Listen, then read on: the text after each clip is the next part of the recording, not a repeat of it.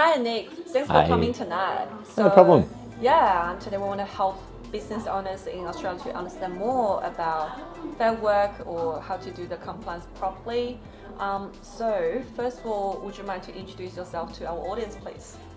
Delighted to. So my name's Nick Tinderly. I'm a partner at a business called FCB, which is shortly changing its name to Citation. So I've been with the business for 13 years and I've been helping businesses and individuals with employment problems for 25 years. Okay, that's great. So for employers in Australia, how do we make sure we pay employees like correctly? Yeah, it's a really Australia's got one of the most complicated and difficult systems for paying people.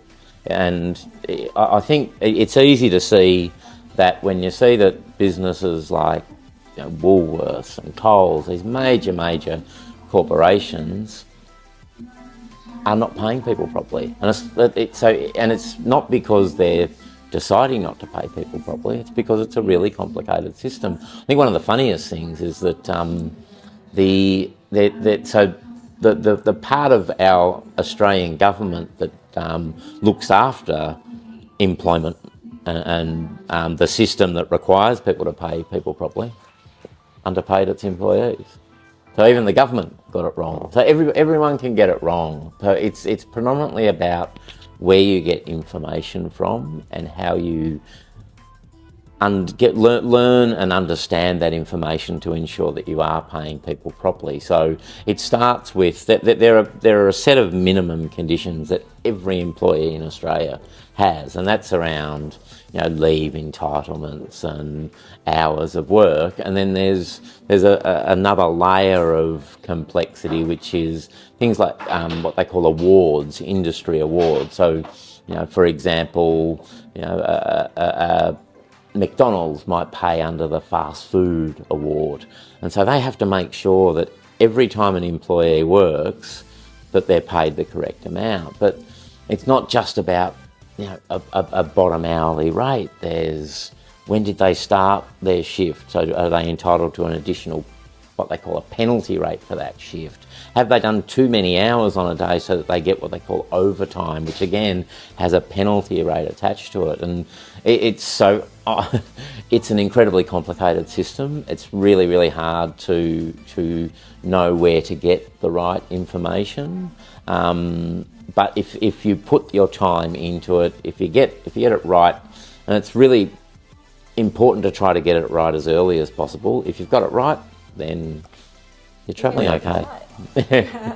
Pretty much they can get the right information from you, of course. Yes, so we support about 3,000 businesses across Australia and New Zealand in getting their all aspects of their employment right, but the most fundamental being paying people correctly. And I think one of the amazing elements of it is we would do 500 audits each year where we look at our clients and predominantly our new clients and identify how they're paying people. And in about 90% of those audit processes, we find at least some elements where they've not correctly applied the minimum entitlement. So it just kind of demonstrates how complex the system is. Yeah, make yourself busy is a good trouble to have. Yeah, it is. Yeah, it is. And I've been here for over 20 years now, and I know Australia is a diverse country. It's beautiful, and then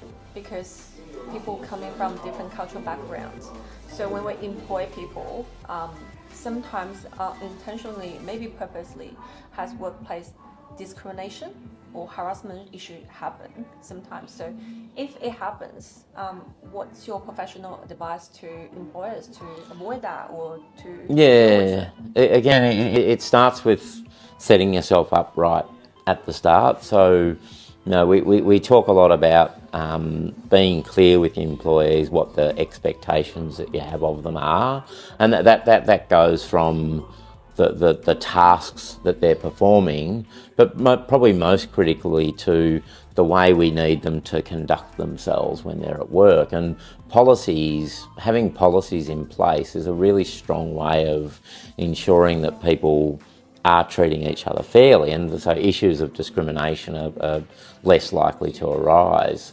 There's probably a bit of a connection between that and the earlier question about paying people correctly, because there are more serious consequences where the people who are being paid incorrectly are what might be described as vulnerable people. So people who have English as a second language are more likely to be subject to exploitation than people who don't. And so it's really, really important that when you are, because every business will hire a diverse, just because of the nature of Australia, you'll have diverse cultural backgrounds, and it's really important that we're treating everyone fairly and equally, and just as importantly, if a problem arises, making sure you're dealing with it comprehensively but quickly. Most problems that exist in a workplace can be fixed.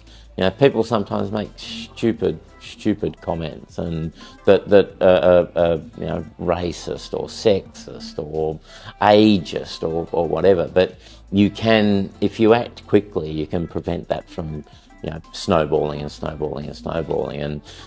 the problem is that once someone has made one of those comments or done something unfair to someone on the basis of their race or age once, and it hasn't been corrected, they start thinking that that's okay. And so you need to constantly reinforce for people what the expectations of them are. Yeah, thank you for sharing. And we know some people are really good at interviews, right? They can sell themselves to employers, and we are human beings. We make wrong decisions sometimes all the way along our lives. So when we hire some people not really behave as what they promised or what they described during work after employment, and we want to terminate this person, what's the proper way to run the termination process? Yeah, great question. And it's unfortunately a really common thing for people to sell themselves during an interview process and maybe not be that person. I liken the interview process to a first. Everyone's on their best behaviour. Everyone's, we've brushed our hair and we've put on our aftershave, and we're smelling good, we're looking good. That may not be who we are the other 364 days of the year. So in Australia, there's processes that are in place or legal requirements to terminate someone's employment. The good thing is that, again, a bit like a relationship, you get a testing period. They have this thing called a minimum employment period, and if you terminate someone's employment during a minimum employment period because they're not doing the job well, or they haven't turned out to be as effective as you thought they would be, then they can't make an unfair dismissal claim against you. And that it's actually a really helpful period. 6 months for a business with 15 or more employees, and 12 months for a business with fewer than 15 employees. That gives you a good amount of time to kind of assess whether what that person said they were going to be is who they actually are. But it's my tip to clients and employers generally: make sure you know when that period's up. I've had so many clients contact me 6 months and 2 days after their employee started, saying, they're not working out, can I get rid of them? We go, sorry, you're 2 days too late. Doesn't mean you can't move them on eventually, but it means you've got to go through a process where you might issue them a warning, set a process or a set of targets that they have to reach within a period of time, and if they don't reach them, then you might be able to terminate then. But yeah, it's real. We encourage our clients to really focus in on that 6-12 month minimum employment period. We, as part of our service offering in the citation HR part of our business, we have a cloud-based people management system, and one of the first things we tell our clients to do is when you onboard an employee, you put a reminder in the system if you're not a small business, at the 5 month mark. and that reminder sends you an email that says you need to assess Nick's performance to make sure that you want to continue his employment beyond this 6-month period. So I think that's a really important thing. Know when that kind of milestone date is, and manage the person to that milestone date. Thank you for sharing. I definitely will follow your process. Very important. Excellent. And last question I want to share, after COVID-19 or because of COVID-19, there's part of the staff benefits is work from home. And a lot of employees, when they come to us and say, am I allowed to work from home?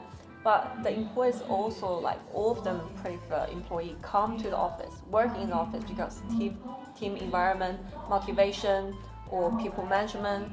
So what are the challenges for employers when, a lot of employees asking for work from home? Mm-hmm. Yeah, another really great question, and probably one of the more common things that we're dealing with. We're dealing with that as a business ourselves, and our clients are dealing with it. So, and it's a real balancing act to get this right, because, as you've said, employees are wanting to work from home, and in the past, coming into COVID and through COVID, employers had very little power. In my mind, there weren't many employees available. It was very hard to find new talent, and so employees could dictate terms. And so when you're in a competitive market for employees, you kind of have to let them dictate to some degree. Because it's shifting a little bit now, we've certainly seen a shift in the labour market. We get to be a bit more demanding about what we want. But I still think, an employer can impose a requirement that people work from the office.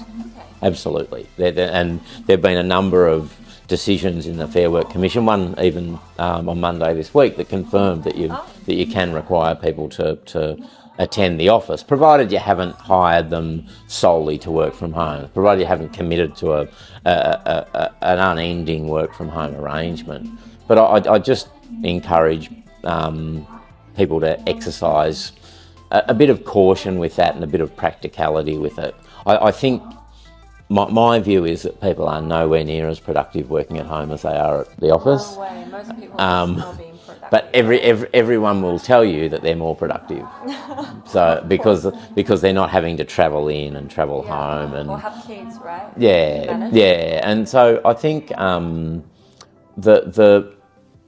putting together a hybrid structure, and then so if you're an employer and you've got people who are predominantly working at home, your best way to get back to an office-based structure is to do so gradually. So, consult with your employees and put forward a structure where they're going to do 2 days a week in the office, and do that for a few months, and then say, actually, we're now moving to 3 days a week in the office. Yeah, we'll put policy and procedure again. And but also just that communication, being really clear with them. And what I'm finding with the people that work in our office is that most people are still only doing 2 to 4 days a week in the office, but those days are becoming almost like real milestone days. People are really looking forward to the day in the office because they know they're going to get that connection that you get with your colleagues. And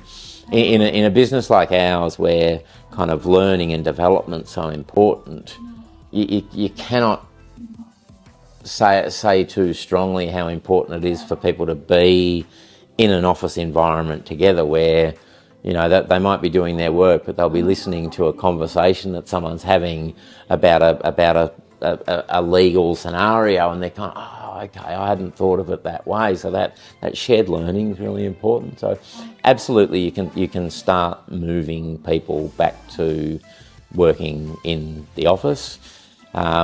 You've got to balance that against the risk of some people, and within my business there are a number of people who work really, really effectively from home, and so you don't 1% of them. But you don't want to kind of lose good people who are never going to be able to do it. So, and the other thing that I think a lot of people don't realise, you can have different rules for different people. Yeah, true. So people, as I said, we've got some people who work incredibly effectively at home, and I would never say, you have to come back into the office, because it doesn't work for them. But if we've got someone who's not performing very well, You come back, yeah, please. and it's the same. It's the same advice we give to clients. Like, if you need more oversight of someone, bring them back into the office. Customize for different personality, and when you do the personality test before hiring someone, it helps as well. Yep. Just depends on what kind of person you are, and there's different way to manage them. It's for the artists. Artists manage people. I think that pre-employment testing can be really important, because I use it a lot to know how I can engage successfully with the person. There are some people who want really, really direct feedback. They want to be told what they're doing wrong in quite firm terms. There are other people who, they'll fall apart if you speak to them in that way. So you've got to know a little bit about their personality when they come into employment with you. Yeah, I totally agree with you. Thanks for all your advice. Very, very helpful. Thank you so much. So if you like this video, please click the like or subscribe button. And if you have any question for Nick or want to contact Nick, please contact us at the comment section below. See you next time. Bye bye. Thank you.